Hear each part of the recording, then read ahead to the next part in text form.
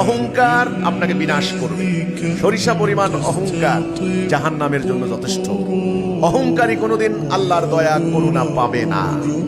অহংকারীর চরিত্র ইবলিসের চরিত্র। কিসের অহংকার?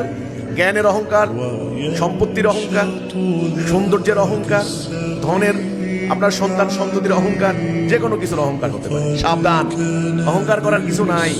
এগুলি আল্লাহ দিয়েছেন, আপনার কিছুই না। আল্লাহ আবার নিয়ে যাবেন এগুলি সব। কুল্লু মান আলাইহা ফান, সবকিছু বিনাশ হয়ে যাবে। একমাত্র যুল জালালে আল ইকরাম, তার জালালিয়াত থাকবে। হে মানুষ, অহংকার করার কিছু নাই।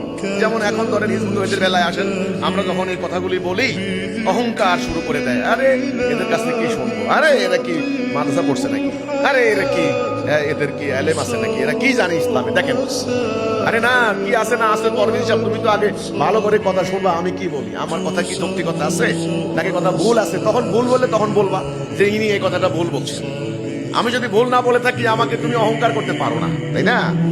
এই যে অহংকার, আমাদের আন্দোলনে যারা আসবেন হিজবুত তৌহীদ, আজকে থেকে বলে রাখি, যারা অহংকার থাকবে যাদের ভিতরে, তারা হিজবুত তৌহীদে থাকতে পারবেন না। আল্লাহর ওয়াস্তে আল্লাহর কাছে বলে কয়ে সালাহ কায়েম করে আপনারা অহংকার থেকে মুক্ত হয়ে যান।